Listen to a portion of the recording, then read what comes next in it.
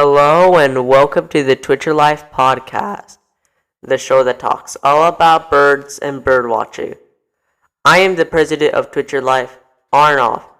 Today, I'm going to talk about how light pollution can affect birds. We often think of pollution in terms of waste, but the artificial light people create at night has a surprising and significant impact on birds. How does light pollution affect a bird's internal compass and migration pattern? Well, for most birds, the natural GPS relies on the moon and stars to navigate during their long nighttime migrations. Artificial light from cities and buildings can be incredibly confusing. It can lead them off course, leading them to get lost or exhausted. It can even cause them to collide with buildings, which is a major cause of bird deaths. What then of a bird's natural behaviors like foraging and breeding? How are those affecting?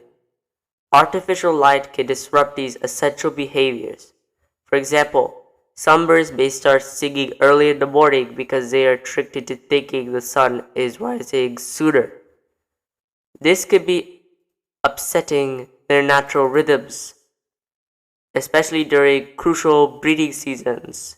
It can also make them more vulnerable to predators or lead them foraging at times where their food sources like insects are less common. Even though it's a very serious topic, there are some good news. There are things you could do about it, and there is a lot of hope. Let's begin with some of the conservation strategies already in place. There are a lot of amazing initiatives out there. One of the biggest is the Lights Out program. Many cities like Chicago and Dallas have implemented this where they encourage businesses and residents to turn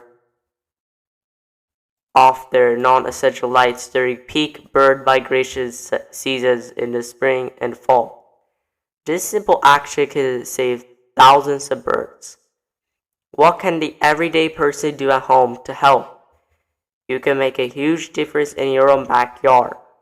Start by simply turning off your outdoor light at night, especially during migration season. If you need a porch light, substitute it for a motion sensor or a less intense, warmer colored bulb. You can also make sure your curtains or blinds are closed at night in order to keep indoor light from spilling out. A great example of a species that has been helped by such initiative is the wood thrush.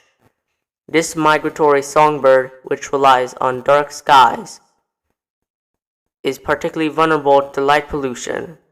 By raising awareness and implementing these lights out programs, everyone can help protect their migratory paths and their populations. These are just a few examples of efforts to conserve birds from light pollution.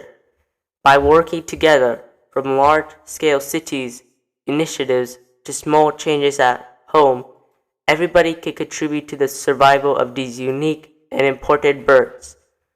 Hope you listeners like the topic today and will share it with other bird lovers. So, with that, we have reached the end of the podcast. If you want to reach us out, follow us on YouTube, Instagram, Facebook, and TikTok.